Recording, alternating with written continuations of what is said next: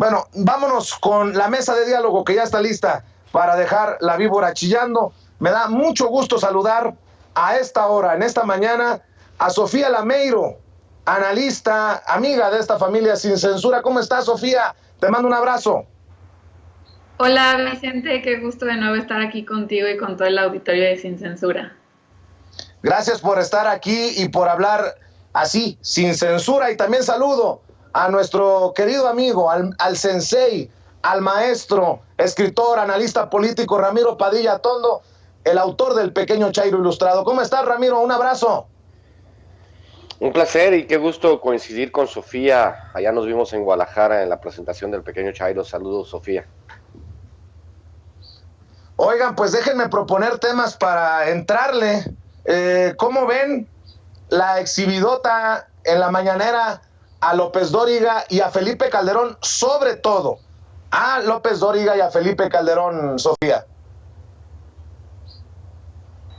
Pues bueno, era algo que esperábamos considerando pues la gran mentira que habían montado y la tremenda torpeza con la que intentaban vender que el tren, el paseo en el tren que va a estar en el aeropuerto Felipe Ángeles, pues realmente era otra cosa que un montaje, ¿no?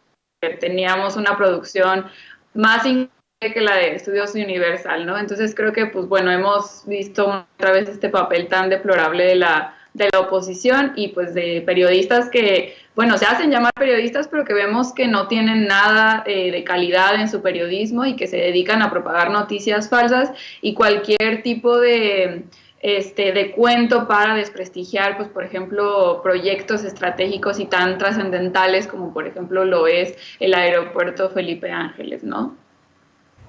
Oye, mi querido Ramiro, me imagino que tú disfrutaste mucho las cachetadas guajoloteras para un simulador, ahora sí que un simulador como López Dóriga y un infla noticias falsas como el expresidente, que ya perdió toda dignidad, ya perdió toda autoridad moral, si es que le quedaba algo. Es que lo comentamos en el segmento de ayer, cuando tratamos de entender por qué el periodismo sicario en este país está desarrollando, ya, o sea, ya los niveles de desesperación son tales que ahora ya el presidente se sube a simuladores, ya no se sube a trenes, ¿no? Sabemos desde cuándo la batalla por convertir este país en el país que de la verdad, para eso son las mañaneras. Le vuelvo a explicar al auditorio por qué surgieron las mañaneras. Surgieron para decirle a la gente la verdad. Vemos el tren, vemos las pantallas verdes, no sé a quién se le ocurrió. En Hollywood lo hacen, ¿no? Pero pues México no es Hollywood y no se requiere. Luego se desmiente con el video que hace Beatriz Gutiérrez Müller, ¿no? Ahí está la toma, ¿no? Y dice uno, ¿pero de dónde? O sea, ¿por qué lo hacen? ¿Por qué el imbécil del Borolas se engancha? ¿Por qué López Dóriga se engancha y luego quiere justificar, ¿no? Aunque el único maniquí que sí llevaba ese tren es el gobernador del Estado de México, pues que más conocido como Gasparín, ¿no? Porque se aparece nada más de vez en cuando, pero en general es como, no sé, la exhibida es buena para que sepan los cuates y para eso son las mañaneras, ¿no? Para desmentir, para que esos círculos, vamos a recordar un poco a Aurelio Nuño, el que era secretario de Educación, que decía que lo que pasaba cuando exhibían al gobierno de Peña Nieto es que había ciclos mediáticos de 72 horas. Y ellos no querían que sucediera eso, pues para eso son las mañaneras, para que no se construya un ciclo mediático de 72 horas, te echen una fake news y ya después empiece a avanzar, pero está bien, eso fue muy divertido, mi querido Vicente. Divertido también para los que estamos de este lado, de la transformación de México, de este lado de la mesa, Sofía, pues ver cómo hacen maromas en el PAN. Ya Damián Cepeda muy crítico con la situación, la crisis en el PAN y con esta elección extraordinaria en Nayarit por una senaduría y que refleja el pozo en el que se encuentra el PRIANREDE. Movimiento Ciudadano es el que se salva allá en Nayarit, pero el PRIANREDE ni juntos le hacen competencia a Morena, que gana esta elección extraordinaria y a Movimiento Ciudadano. Y eso sí debe de ser preocupante para los que buscan que Ricardo Anaya o Margarita Zavala busquen la presidencia en el 2024. Con mucho respeto lo digo, querida Sofía. No te escucho, Sofía. Ok, perdón. Creo que el PAN y en general el PRIAN se han dado cuenta que de verdad están en una crisis, a pesar de que quisieron celebrar lo que sucedió en la Ciudad de México como una de sus grandes victorias, pues se demuestra cómo en el resto de los estados del país pues han perdido un montón de legitimidad y sobre todo están perdiendo votantes. No es por nada que incluso el propio presidente del PAN pues esté aceptando que para el 2024 están ya considerando que van a perder una gran cantidad de estados en los que se van a jugar las gobernaturas, ¿no? Ahí creo que solamente ya empiezan a jugar con el tema de las diputaciones porque saben que muchas de las administraciones en términos del Poder Ejecutivo no le están ganando, y me parece que conforme hemos visto su labor como oposición, que ha sido completamente triste y poco ético, pues no han logrado legitimarse como esta oposición o incluso para representar a la fuerza política de la derecha, que sería tal vez lo que les correspondería en este momento, ¿no? Representar al conservadurismo, que sería pues algo natural en una democracia, pero pues no se han dedicado a hacer eso, y lo único que han hecho pues ha sido mermar realmente nuestra democracia, bajar muchísimo el nivel del debate público, incendiar las redes sociales a partir de noticias falsas, de verdades a medias, y sobre todo creo que han generado un ambiente de poca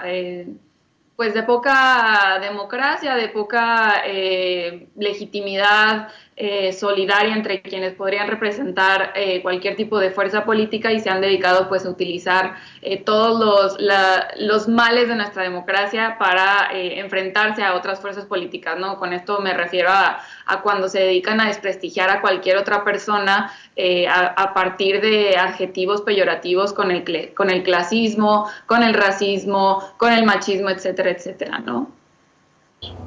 Fíjate, Ramiro, que estaba revisando los números y las notas, hasta el PRD le ganó al PAN en Nayarit, y eso ya es decir que fue una derrota muy fea, muy gacha para el panismo allá en Nayarit, que creo que podría replicarse en el 2022 nuevamente ya por las gubernaturas en 6 estados, y que se prepare el PRI, porque tampoco le fue muy bien que digamos, porque en el 2023 hay elecciones en Coahuila y en el Estado de México. Con la elección de Nayarit, mi querido Vicente, el PAN inaugura la tradición de partido chico.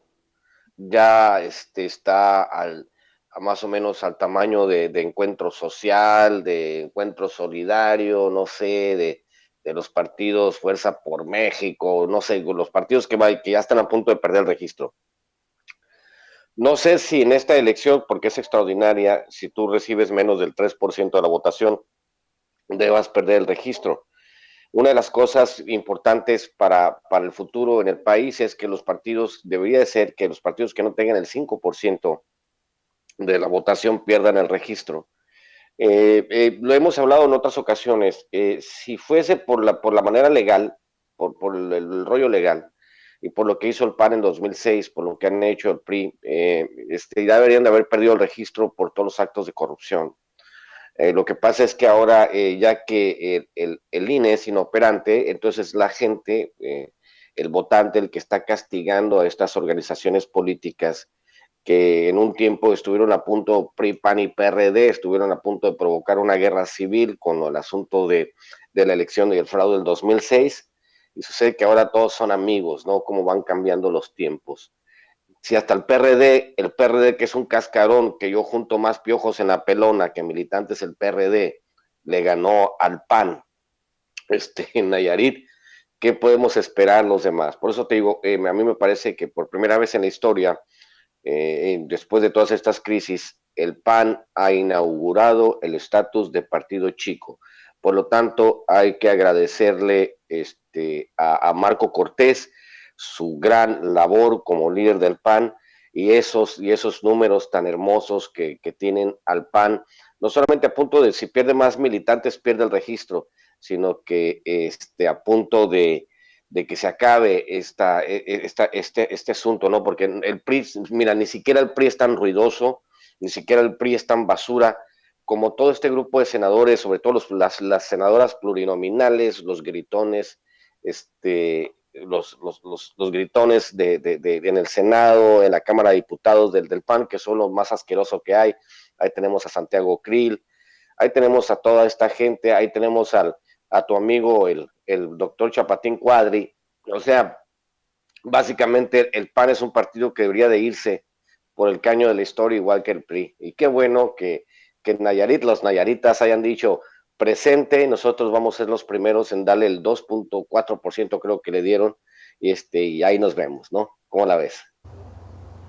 Pues sí, definitivamente, querido Ramiro. Oigan, y a ver, ¿cómo ven a los gastalones del INE, a los machuchones del INE, que van hasta la Suprema Corte de Justicia de la Nación para proteger, para exigir que no les recorten en el presupuesto como se aprobó en la Cámara de Diputados? Ahora quieren que la Suprema Corte de Justicia de la Nación ordene a la Cámara de Diputados que les incluyan para el 2022 cerca de 5,000 millones de pesos para la consulta para las elecciones, para la consulta de revocación de mandato, querida Sofía, lo que creo que demuestra una vez más que en el INE, pues lo más importante es la lana.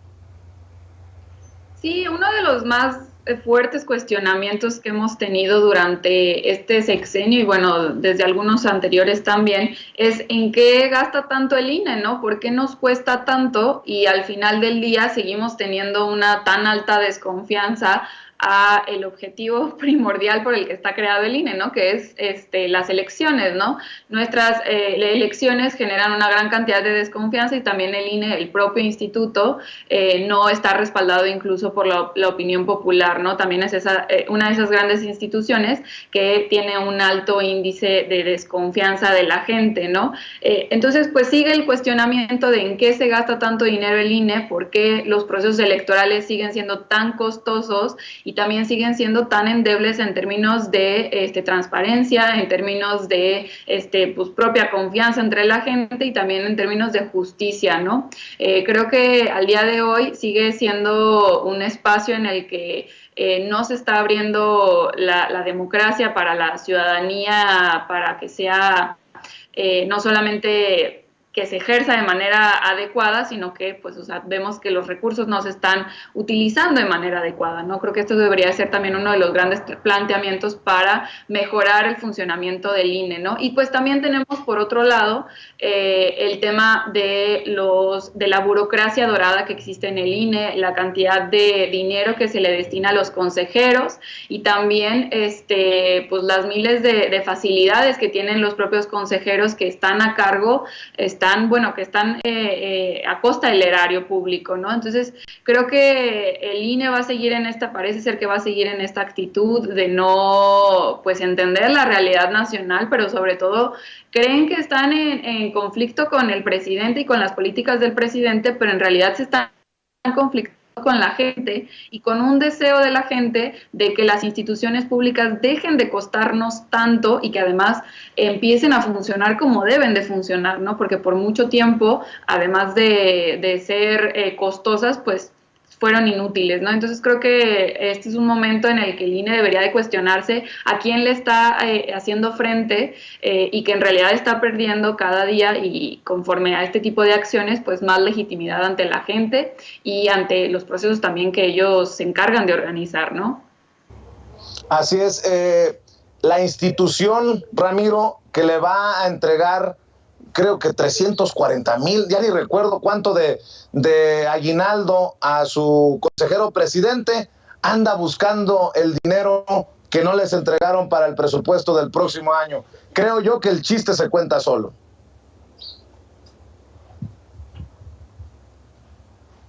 Ramiro. Sí, 262 asesores fue lo que sacó el reportaje de Sin embargo. esta circunstancia inédita donde tenemos el más grande y más caro y más oscuro instituto electoral de la galaxia, no de este planeta Tierra, sino de la Vía Láctea, de la galaxia, en un país extraño donde la democracia cuesta carísima, somos la democracia más cara del planeta, donde no tenemos la certeza si las elecciones llevan a buen puerto. Y ahora sucede que el gran Lorenzo Córdoba y el otro señor Murayama, que son como el barman y el droguín, ¿no? de este asunto del INE, desarrollan esta idea de que el INE es una bestia insaciable que tiene que consumir recursos al precio que sea. Esos pobres asesores de 100,000 pesos merecen un aguinaldo superior. Lorenzo Córdoba, 350,000 pesos de aguinaldo son muy pocos, debería de recibir al menos 1,000,000 de pesos. No sé, esta parte donde hemos han construido desde el poder, han construido estas redes burocráticas cuyo único fin, también yo creo que Gabriel Said lo ha mencionado de los libros Al Poder o en El Progreso Improductivo, la naturaleza de las burocracias es el incremento del presupuesto a todas luces. Sucede en todos los países del mundo, ¿no? También el asunto de que una burocracia requiere muchos más recursos para irse desarrollando. En el caso de nosotros, en México, el INE se ha convertido, ¿no?, en un monstruo insaciable que no va a parar por este tipo de burocracia que tienen, por estos privilegios que tienen, porque son, como decía Sofía, una burocracia dorada cuyo único fin es ganar más dinero, tener, por ejemplo, motos Harley Davidson para mensajería, tener banquetes de lujo, tener asesores de lujo que uno no sabe para qué sirven. Entonces, llorar por más presupuesto para revocación de mandato, pues obviamente es parte de ese cuasi chantaje al que nos han acostumbrado los del INE y nos han acostumbrado en general la burocracia dorada de México, que quiere todo menos perder esos privilegios que ya no deberían de existir en un país con un marco conceptual, digamos, tan diferente como es en México, que nació en el 2018, mi querido Vicente. Así es, y compañeros, compañero, déjenme preguntarle su opinión sobre lo que dijo el presidente Andrés Manuel López Obrador hoy en la mañanera. Dijo que con la 4T se tiene un cambio de régimen, no de gobierno, por lo que no hay gatopardismo ni seguirá lo mismo. Coloquialmente, como decir, la misma gata, nada más que revolcada. Afirmó que la oposición está muy ofuscada por los cambios que se están llevando a cabo, pero pues obviamente, ojalá que la gente no se confunda, Sofía. Sí, creo que en estos tiempos el conservadurismo se ha encargado de, pues bueno, como ya siempre lo ha dicho el presidente, de ser muy hipócritas, pero sobre todo de disfrazarse como que representan algo de cambio, ¿no? Incluso hemos visto que muchos del PRI y del PAN se van a Movimiento Ciudadano para intentar, pues, hacerle ver a la gente que tal vez son diferentes, pero la realidad es que siguen siendo los mismos conservadores y tienen los mismos intereses que son propios y no representan a la gente, ¿no? Creo que hay una deficiencia muy grande de nuevo por parte de los conservadores en no entender los tiempos, el contexto que están viviendo y que pues una y otra vez se dedican a desprestigiar al mismo pueblo, pero también a pedir el voto de la gente, ¿no? Creo que ha sido son tiempos interesantes políticamente, porque como dijo el presidente, pues no han entendido que realmente cambió el régimen y yo me atrevería a decir incluso que cambiaron muchas más cosas, incluso del paradigma que vivimos actualmente en nuestro país, ¿no? No solamente es como un régimen político, sino también en términos sociales y culturales muchas cosas están cambiando, ¿no? Lo hemos visto, por ejemplo, lo que espera la gente ahora de los gobernantes, lo que espera ahora de sus diputados y diputadas, es muy diferente a, por ejemplo, lo que tal vez veíamos hace algunos años, ¿no? Y también pues la relación que hay entre gobierno y el pueblo está cambiando drásticamente, justamente porque vemos que sí es posible que tengamos buenos gobiernos, sí es posible tener representantes dignos, sí es posible tener una política decente, sí es posible tener un debate público respetuoso, con argumentos, con ahora sí que elementos que le aporten a la gente, y que no todo tenía que ver con el circo que montaba la oposición, o el circo que montaba en su tiempo el PRIAN, ¿no? Y que pues desprestigiaban constantemente la capacidad de la gente por entender la vida pública, ¿no? Creo que ahora pues le hacía falta este cambio a nuestro país, y pues me parece que los conservadores siguen sin entender esto, siguen sin más bien aceptar que todo este tiempo ha cambiado, y creo que pues ahora siguen en la lógica de querer engañar en vez de, pues no sé, cambiar un poco la dinámica tal vez en la que se refieren en el debate público, incluso en cómo se presentan en las elecciones, ¿no? Pues fíjate que en el marco de la entrevista que le hicimos a Gabriel Cuadri, que dice que extraña los tiempos de Peña Nieto por las reformas estructurales y los tiempos de Felipe Calderón por los bajos índices de corrupción, dice Cuadri, pues ahora sí que no se confundan, que la 4T no es lo mismo ni es igual, dice el presidente. Bueno, en mis palabras y con mi lectura, Ramiro. Es que es extraordinario la manera en que los mecanismos de justificación del antiguo régimen se ejercitan. En el caso de los nostálgicos de la guerra de Calderón, los nostálgicos de la vida palaciega de Peña Nieto, no entienden, ¿no?, esta circunstancia tan extraña a la cual nos acostumbramos a pensar, sobre todo nosotros mexicanos que vivíamos en un país que no nos pertenecía. Están en cierta manera están disociados de la realidad. A mí me parece que ese término es el más adecuado. Cuando uno escucha hablar a Gabriel Cuadri, cuando escuchas hablar a Calderón, a Fox, cuando escuchas hablar a Santiago Krill, que por cierto, tú lo entrevistaste, te dio un minuto, Vicente, hubieses aprovechado la oportunidad si regresas a la Cámara de Diputados para preguntarle cómo le hizo para aprobar a los casinos 15 minutos antes de dejar la Secretaría de Gobernación, por ejemplo, ¿no? Y eso disparó los niveles de ludopatía en el país, esa parte, ¿no? O sea, como ellos con este cinismo, esta camarilla, esta clase de políticos que jamás han subido a trabajar en iniciativa privada, se hicieron inmensamente millonarios, preguntarse uno por qué la política se había convertido en el instrumento positivo y con el instrumento per se, ¿no? Y el instrumento mediante el cual cualquier baboso, cualquier pendejo podía llegar a ser millonario con el mínimo esfuerzo, con el solo hecho de sentarse, andar de traje, salir y decir frases rimbombantes en la Cámara de Diputados, siendo gobernador, presidente municipal, presidente de la República. Era el camino más fácil para hacerse millonario. Básicamente, lo que extraña Cuadri, lo que extraña Calderón, lo que extrañan todos es, quizá le puedo decir yo a Calderón y a Fox, sobre todo, que tienen el síndrome de la banda presidencial, que es extraña, ¿no? Ese poder asociado a la banda presidencial y pues nunca pudieron avanzar. Digamos que es una etapa, no sé si oral o anal, la que tengan ambos presidentes, que sufren muchísimo el hecho de que ya no ser el centro, tener la centralidad del discurso en el país. Pero en el caso de Cuadri, en el caso de todos los panistas, pues obviamente están entendiendo ellos que hay una cosa que se llama basurero de la historia, y yo creo que ellos están a las puertas ya, si no es que ya entraron al basurero de la historia. Todo lo que toquen ellos huele a basura.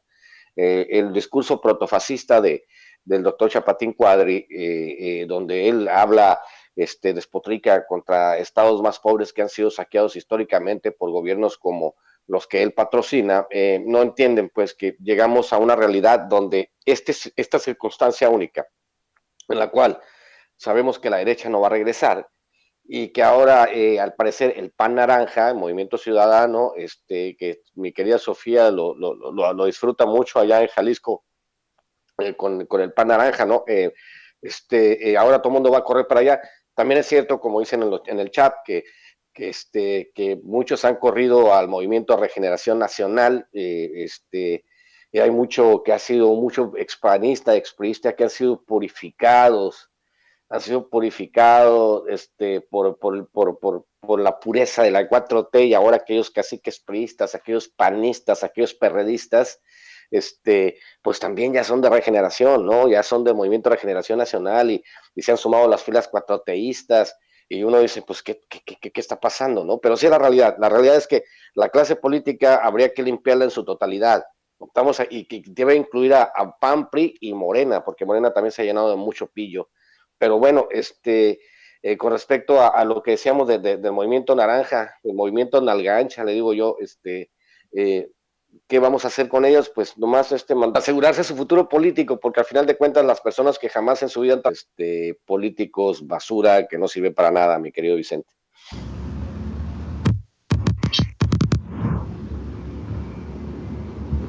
Vicenzo.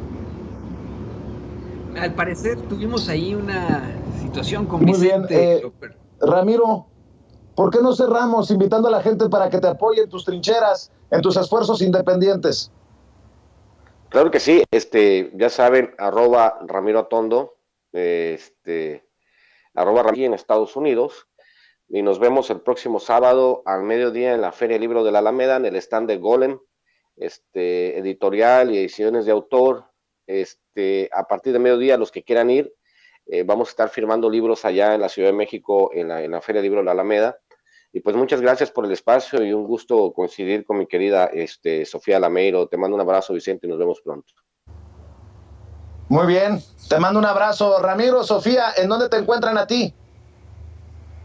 Muchas gracias por el espacio, Vicente. Un gusto estar aquí contigo, con Ramiro y con toda la gente que ve Sin Censura.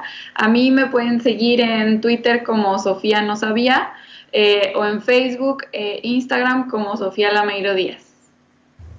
Muy bien, pues a ambos les mando un abrazo. Muchas gracias por acompañarnos y por hablar sin censura, Sofía, Ramiro.